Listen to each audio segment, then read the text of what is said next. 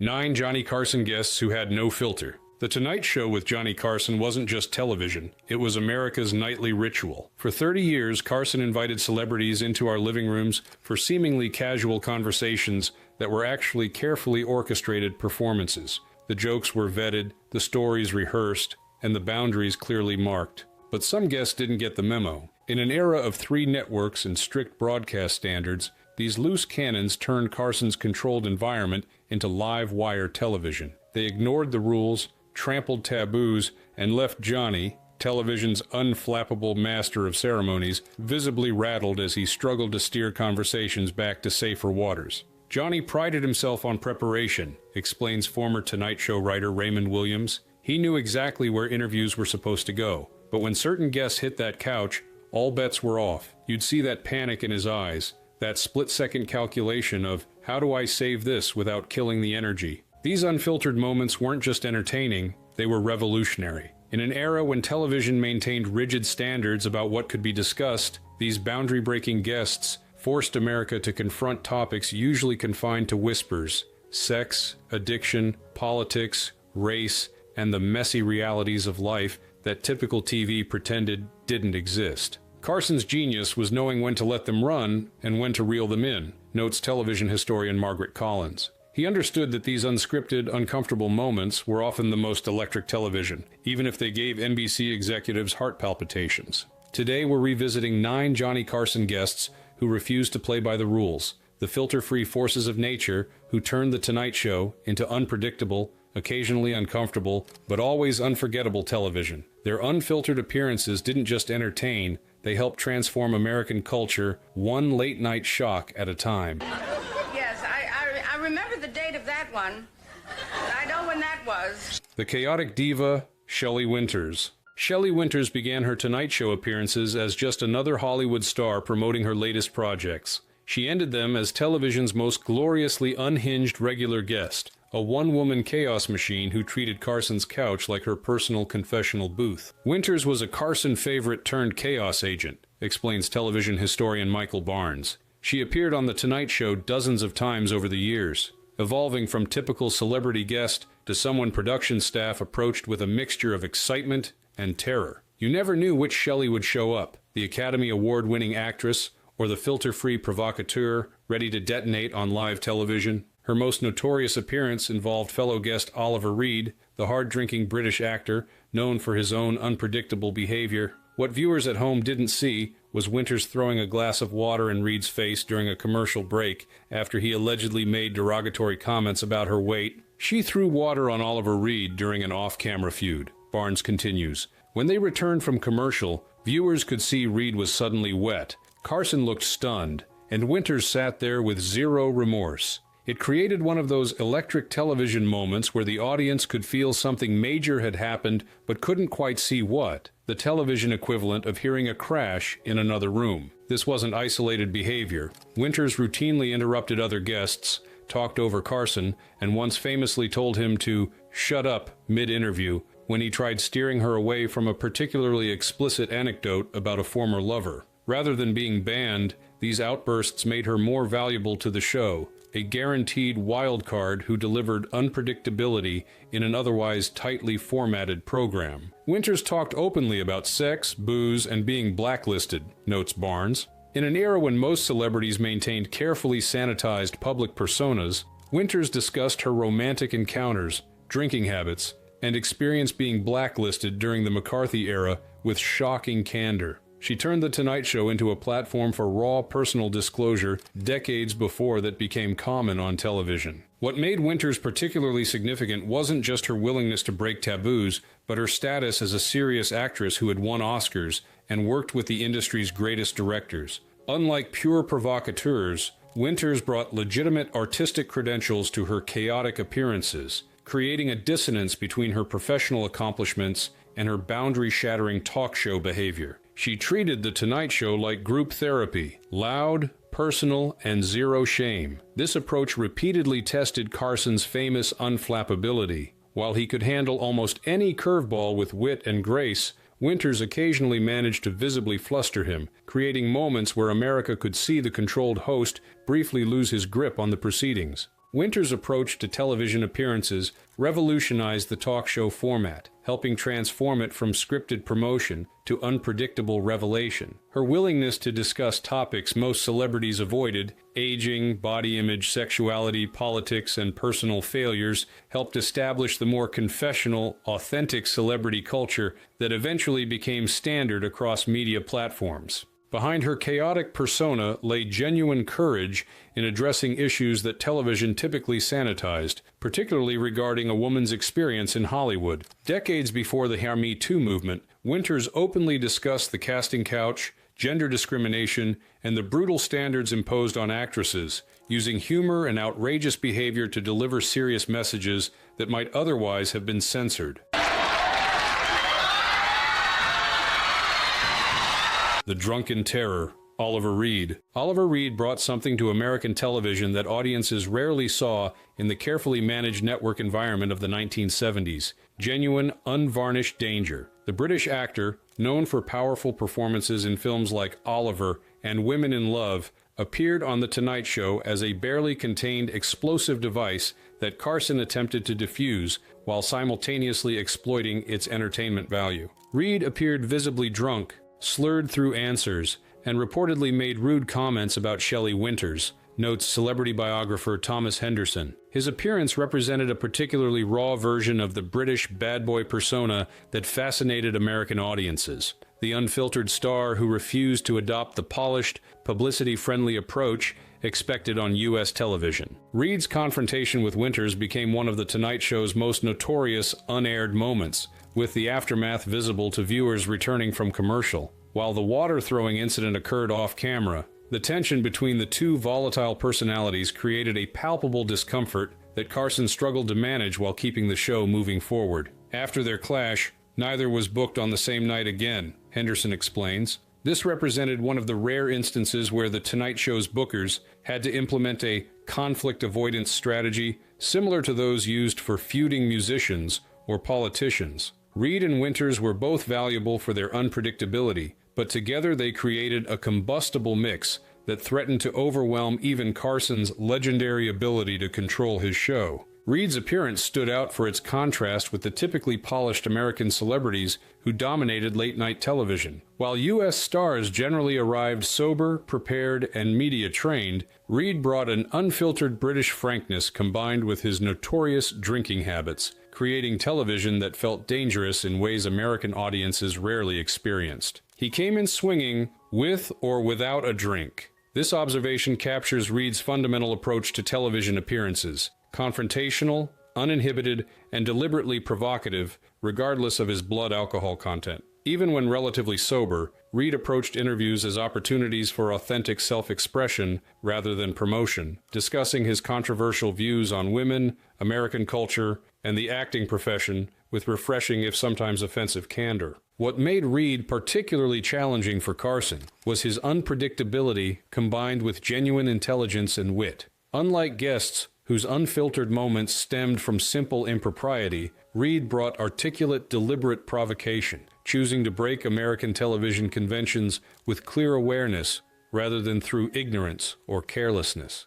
The cultural contrast between British and American celebrity behavior became especially apparent in Reed's appearances. While American television maintained strict standards about language, controversial topics, and appropriate behavior, British celebrities like Reed came from a television culture with different boundaries and expectations, creating cross-cultural friction that produced some of Carson's most uncomfortable yet compelling moments. Reed's approach to television appearances anticipated the more authentic, unfiltered celebrity culture that would eventually become standard across media platforms. His refusal to present a sanitized version of himself, despite the professional consequences of such honesty, helped establish the value of genuine personality over polished performance in talk show settings, influencing generations of guests who followed. I like competition. I know you. Yeah. When you're on 26 years, I mean, where's the challenge? Gives you a charge. Yeah, but what do you need a charge? 26 years. Walk away. It's over. Yeah. The equal opportunity offender, Don Rickles. Don Rickles transformed the typical Tonight Show guest dynamic more completely than perhaps any other regular visitor to Carson's couch. While most celebrities approach the show as a promotional opportunity requiring careful navigation of boundaries, Rickles treated each appearance as a comedic invasion, taking control of the show and turning Carson himself into his primary target. Rickles showed up to roast everyone, including Johnny, explains comedy historian Rebecca Santos. What made Rickles revolutionary wasn't just his willingness to insult the host, a previously unthinkable talk show taboo, but Carson's willingness to cede control and become the butt of jokes. This role reversal fundamentally changed the power dynamics of television talk shows, establishing that hosts could occasionally become content rather than just facilitating it. The insult comic approached Carson's program with boundless confidence, expanding his targets beyond the host to include fellow guests, band members, and even audience members who suddenly found themselves receiving nationally televised mockery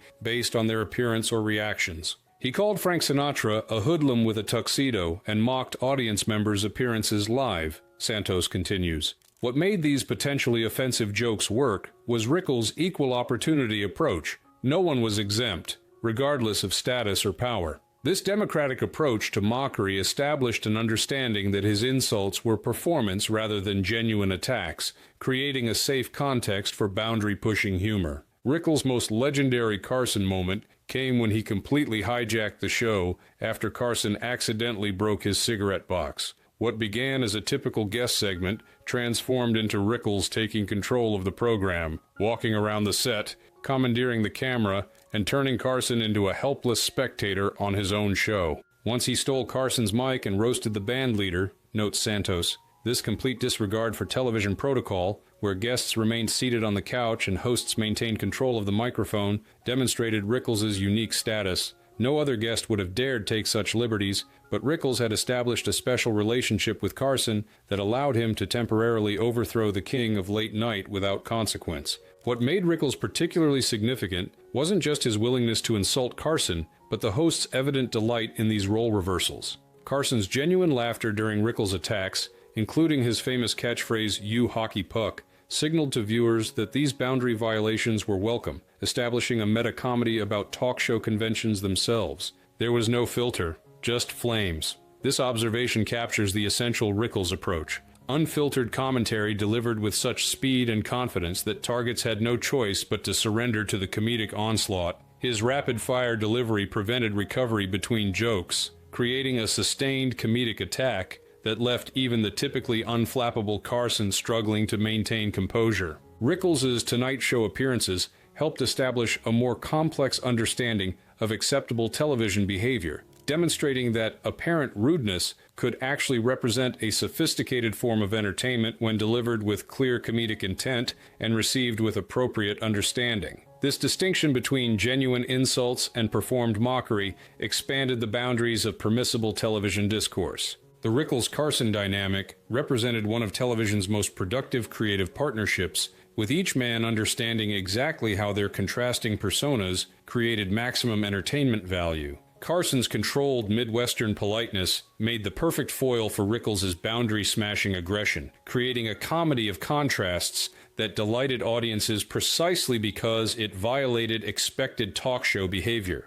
Because I asked my ex-wife, and she said, "Oh, he got AIDS," guaranteeing that I would not have any sex until 2055. The truth teller, Richard Pryor. Richard Pryor brought something to The Tonight Show that made network executives profoundly nervous. Unfiltered truth about race in America delivered by a black artist, unwilling to soften his message for white comfort. His appearances represented some of the most authentic discussions of racism ever broadcast on mainstream television during the 1970s and early 1980s. Pryor made Carson visibly nervous discussing racism, police brutality, and drugs, notes cultural historian Dr. James Morrison. What made these moments so remarkable wasn't just the content, though discussing systemic racism on network television was revolutionary, but Carson's evident respect for Pryor's perspective despite his own discomfort. Carson recognized that his discomfort was precisely the point, that Pryor was deliberately disrupting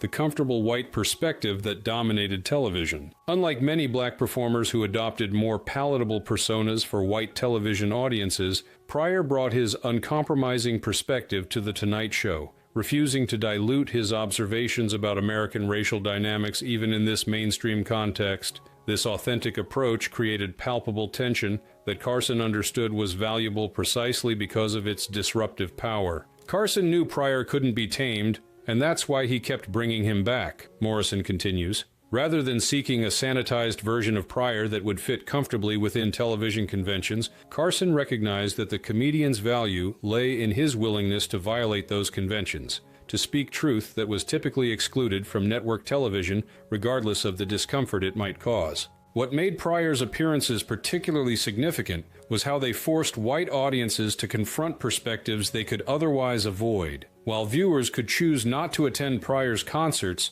or listen to his albums, his Tonight Show appearances brought his unfiltered observations into mainstream living rooms, creating exposure to black perspectives that many white Americans might never otherwise encounter. The visible tension during these segments, Carson's nervous laughter, careful monitoring of Pryor's language, and evident awareness of potential audience discomfort itself became part of the performance. Viewers could observe in real time the friction between Pryor's authentic expression and television's controlling mechanisms, creating a meta-narrative about censorship and racial discomfort. Pryor said, "What no other comic dared, and didn't blink doing it." This fearlessness extended beyond racial topics to include frank discussions of drug use, sexuality, and personal struggles at a time when television typically avoided such subjects. Pryor's openness about his own experiences with addiction and destructive behavior brought unprecedented authenticity to late-night television, establishing that personal struggles could be discussed honestly rather than hidden.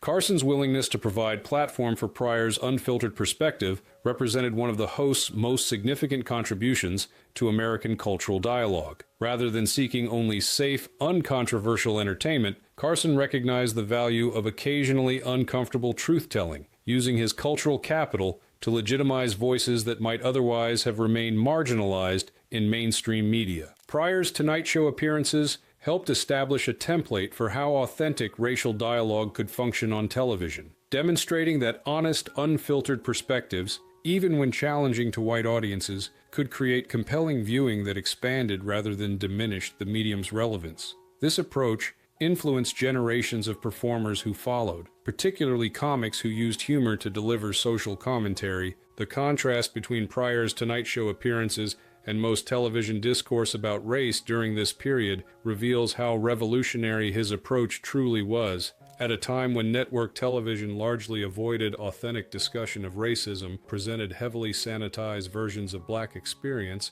Pryor brought uncompromising truth directly into American living rooms, changing not just comedy, but the broader cultural conversation. No, is she pretty? Oh, grow up, America. I am so bored with Well, she's not a beauty. Oh, that's putting it nicely. She has shoes that have holes for thumbs. The bridge burner, Joan Rivers. Joan Rivers began her relationship with The Tonight Show as the ultimate Carson protege, the sharp-witted female comedian who became his favorite guest host and apparent heir apparent. She ended it as persona non grata, banned from the show for what Carson considered the ultimate betrayal, demonstrating how quickly television's most valuable platform could be withdrawn when its unwritten rules were violated. Rivers went from regular guest to persona non grata, explains television historian Margaret Collins. Her journey from Carson's comedic protege to banished former friend represents one of late-night television's most dramatic falls from grace. After years as a frequent guest and substitute host, Rivers made a decision that violated Carson's most fundamental expectation, loyalty, resulting in a rupture that remained unhealed for the remainder of his life. Before this catastrophic breakdown, Rivers had established herself as one of Carson's most reliably unfiltered guests, bringing a caustic wit and willingness to discuss taboo topics that pushed the boundaries of acceptable television discourse, particularly for female performers in that era. On Carson's couch, she mocked NBC executives by name, made fun of other celebrities, and spoke bluntly about plastic surgery and sex. Collins continues, "What made Rivers revolutionary wasn't just her willingness to discuss topics considered inappropriate for women, though her frankness about sexuality, aging, and body image certainly broke ground, but her ruthless comedic approach. Unlike many female comics who softened their material for television, Rivers brought her unfiltered nightclub sensibility directly to network TV. Rivers' appearances helped establish new possibilities for female comedic expression on television, demonstrating that women could address taboo subjects with the same frankness as their male counterparts. Her willingness to discuss plastic surgery, including her own, sexual frustrations, bodily functions, and aging created space for authentic female perspectives previously excluded from late-night comedy. The dramatic end to Rivers' Tonight Show relationship came in 1986 when she accepted an offer to host a competing late-night program on the then-new Fox network without informing Carson in advance. This perceived betrayal, launching a direct competitor after years of mentorship, violated the unwritten code of loyalty Carson expected from those he had elevated. When she took a rival late-night deal in 1986, Johnny never spoke to her again, notes Collins. This permanent rupture demonstrated both Carson's absolute power within television and the fragility of relationships built around access to that power. With a single decision, Rivers transformed from heir apparent to permanent outsider, banned not just during Carson's tenure, but well into Jay Leno's subsequent decades as host. The severity of Carson's reaction, refusing to take Rivers' calls and permanently banning her from the show, revealed how completely The Tonight Show's seemingly casual, friendly atmosphere disguised rigid power structures and expectations. The apparent meritocracy that Rivers had navigated so successfully ultimately proved conditional on adherence to unwritten rules about loyalty and deference. She used his stage to build her empire, then burned the bridge. This observation captures both Rivers' strategic use of The Tonight Show to establish her career and the finality of her exclusion once she violated Carson's expectations. The platform that had made her a household name became permanently inaccessible, demonstrating the conditional nature of mainstream television access for even the most successful women in comedy. Rivers' banishment revealed the limits of unfiltered expression within Carson's domain, showing that while boundary-pushing content might be tolerated or even encouraged, challenges to the power structure itself would not be. This distinction between acceptable content transgression and unacceptable institutional challenge helped define the parameters within which late-night television operated. The Rivers-Carson rupture eventually took on broader significance as a case study in gender dynamics within entertainment. While male performers who launched competing shows or otherwise challenged Carson's primacy often eventually returned to The Tonight Show, Rivers' banishment remained absolute, raising questions about whether gender influenced the severity and permanence of her exclusion. Well, my doctor told my wife and I we should enjoy sex every night. Now we'll never see each other. The boundary pusher, Rodney Dangerfield. Rodney Dangerfield brought his distinctive persona to The Tonight Show more than 70 times. The perpetually aggrieved everyman whose rapid-fire jokes about his wife, his doctor, his sex life, and his constant humiliations pushed the boundaries of network television standards while maintaining just enough deniability to avoid censorship. Relax, you know. Well, the other night I was in a place, I felt like having a few drinks. I went over to the bartender, I said, "Surprise me." He showed me a naked picture of my wife.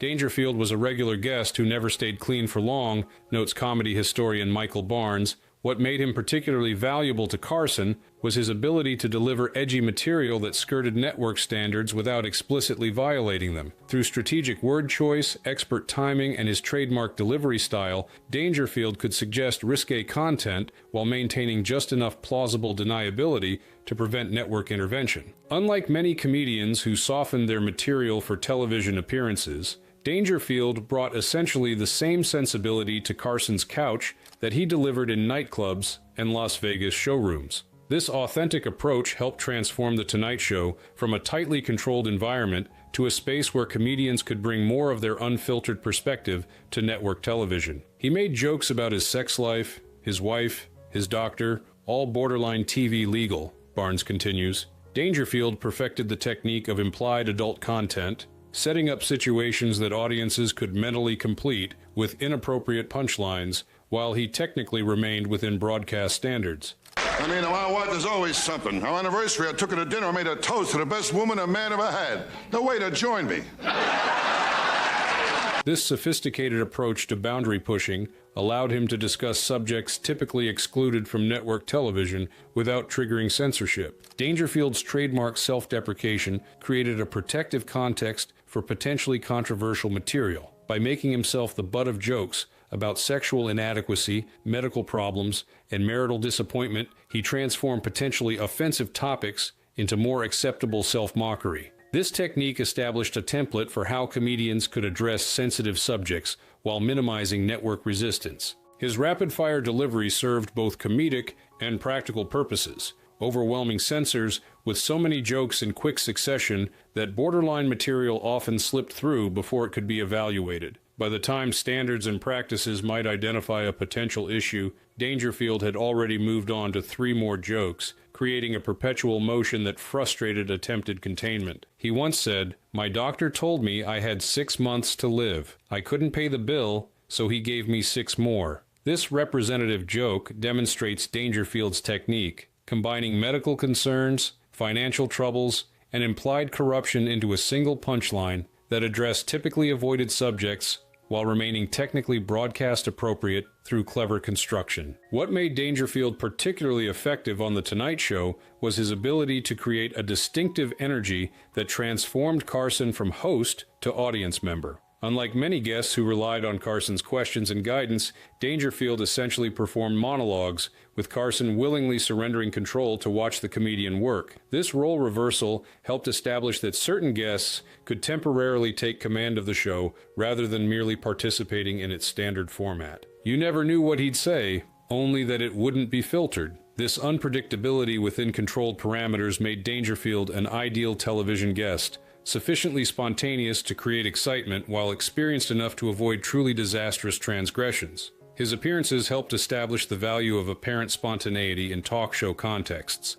even when that spontaneity operated within understood boundaries. Dangerfield's working-class persona brought perspectives to The Tonight Show that contrasted with the program's typically middle-class sensibility, addressing financial struggles, marital disappointments, and physical decline in terms that resonated with viewers whose lives diverged from Hollywood glamour. This authenticity helped broaden the show's cultural relevance beyond its industry-focused orientation. Dangerfield's Carson appearances significantly influenced subsequent comedy on television, establishing techniques for addressing adult subjects through implication, self-deprecation, and strategic ambiguity that generations of comedians would adapt and expand. His approach demonstrated that broadcast standards represented parameters to be creatively navigated rather than simply accepted as absolute limitations. Beautiful. Now, I was a youngster once myself, and I look at you, I think of my 2 brothers.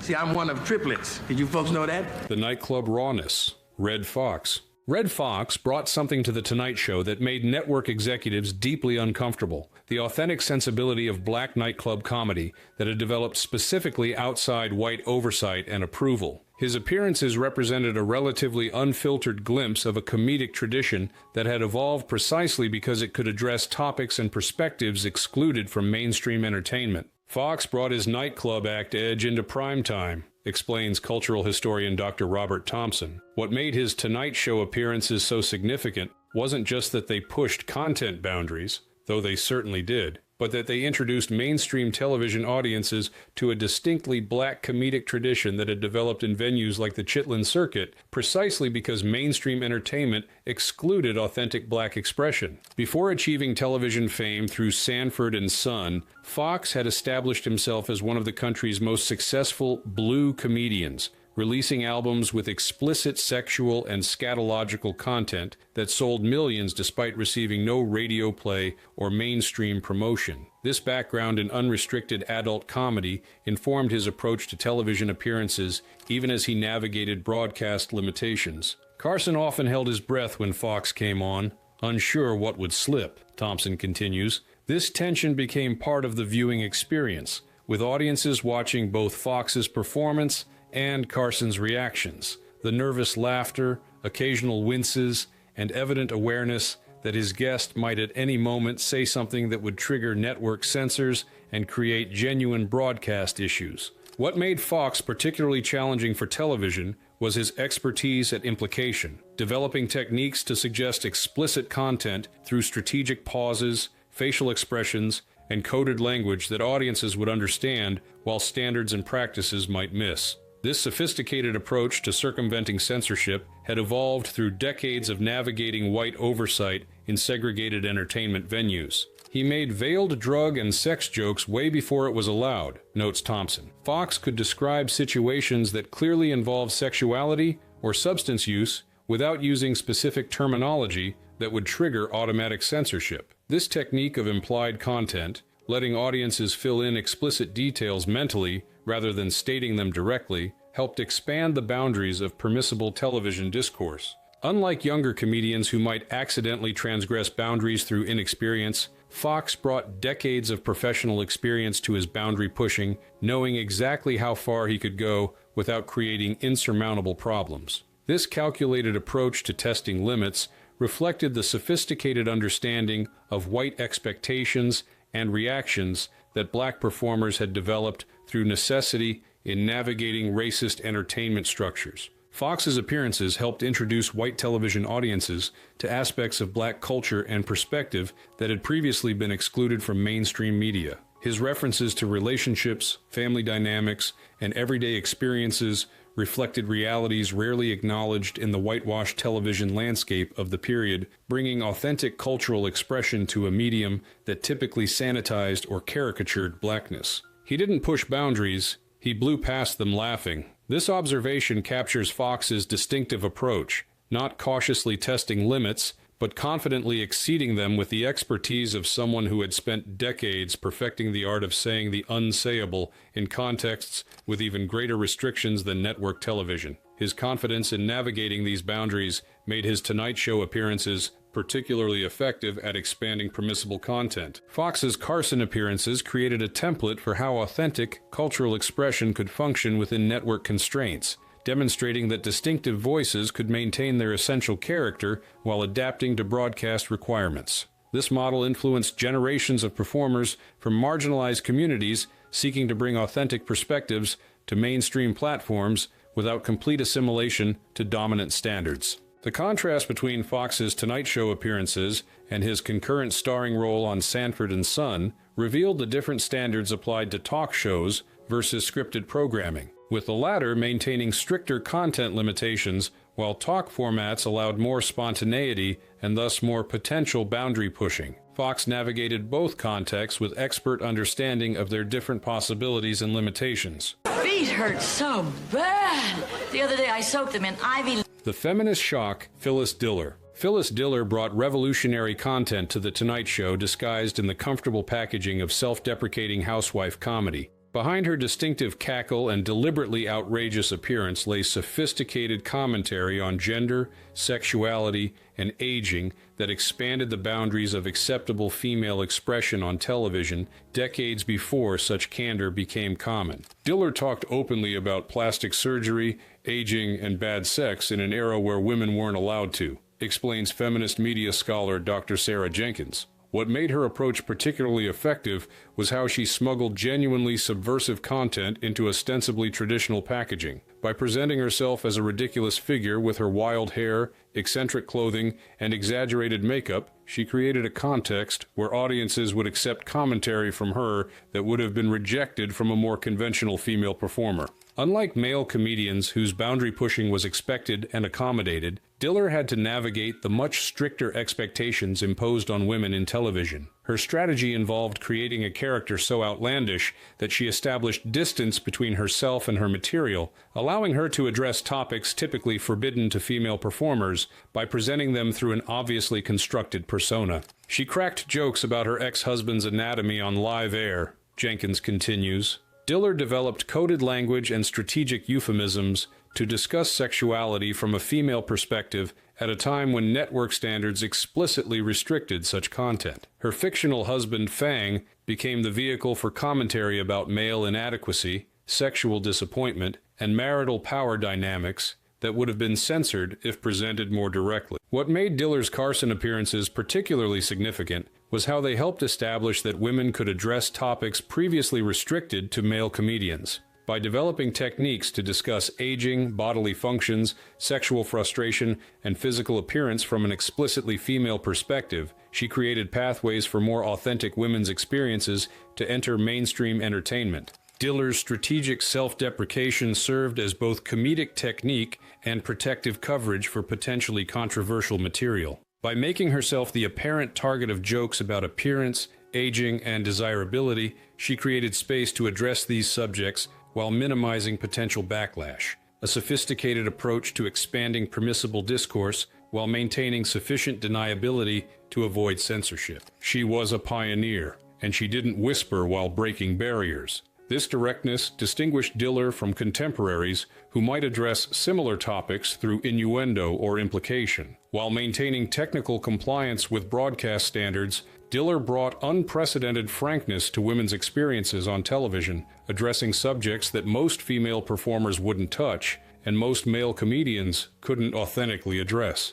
Carson's evident appreciation for Diller's boundary pushing provided crucial institutional support for her innovations. Unlike some hosts who might have reacted with discomfort to female comedians addressing taboo subjects, Carson's willing engagement and genuine laughter signaled to audiences that Diller's perspective was legitimate despite its departure from typical female television presence. Diller's unfiltered discussion of plastic surgery, including her own extensive procedures, brought unprecedented honesty to television's treatment of female appearance standards. At a time when the entertainment industry simultaneously imposed rigorous beauty requirements on women while pretending these standards were natural and effortless, Diller's candor about enhancement represented revolutionary transparency about the actual conditions of female performance. Her Carson appearances established template for how female comedians could address previously restricted topics while navigating the double standards applied to women in entertainment. By developing specific techniques for discussing sexuality,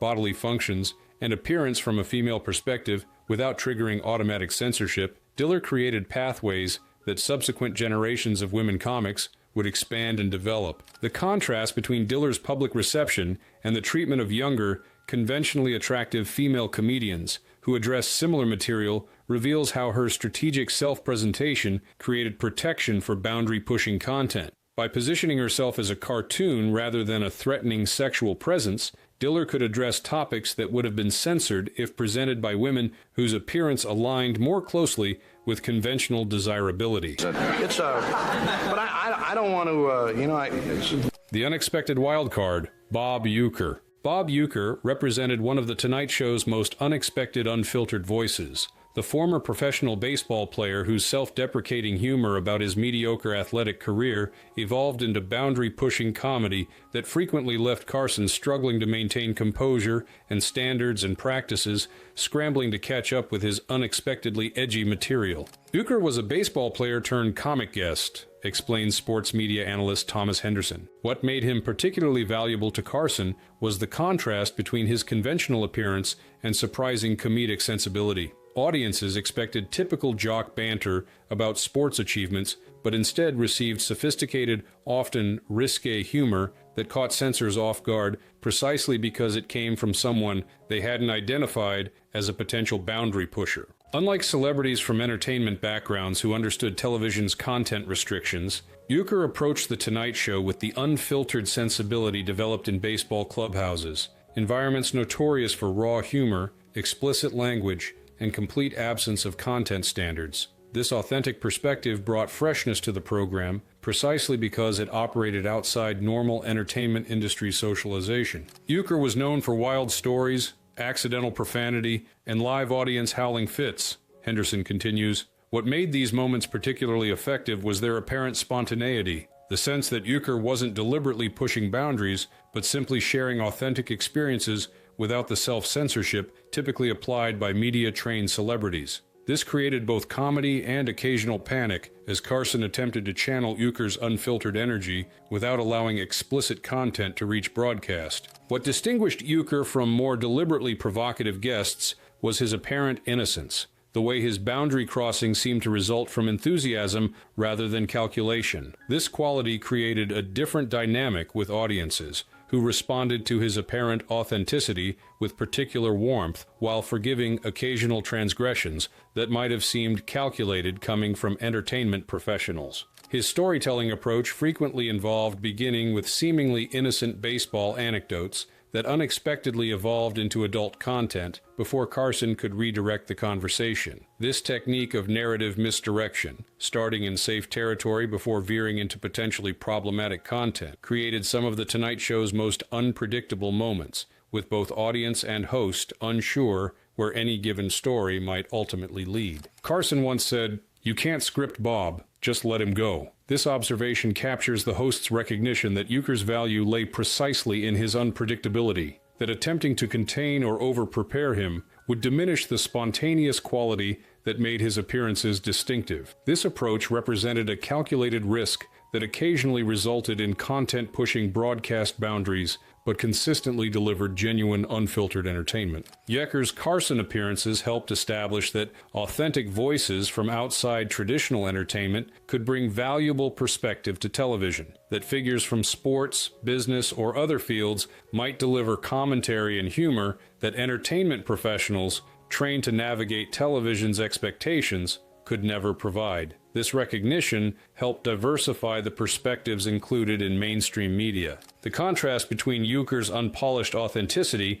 and the carefully managed personas of most celebrities created a refreshing change of pace within The Tonight Show's format. His appearances demonstrated the entertainment value of genuine spontaneity at a time when most television content was tightly controlled, helping establish that calculated risks with unpredictable guests could deliver uniquely compelling viewing experiences. He looked like a jock. He delivered like a stand-up. This observation captures the essential surprise that made Euchre effective, the gap between audience expectations based on his appearance and background and the sophisticated, boundary-pushing humor he actually delivered. This contrast created both comedy and occasional moments of genuine shock that kept viewers and Carson himself consistently engaged with Euchre's unpredictable perspective. Euchre's success on The Tonight Show helped establish that comedy credentials could come from life experience rather than traditional entertainment training, that authentic perspective and natural timing could be more valuable than conventional preparation. This recognition helped expand the definition of who could participate in mainstream entertainment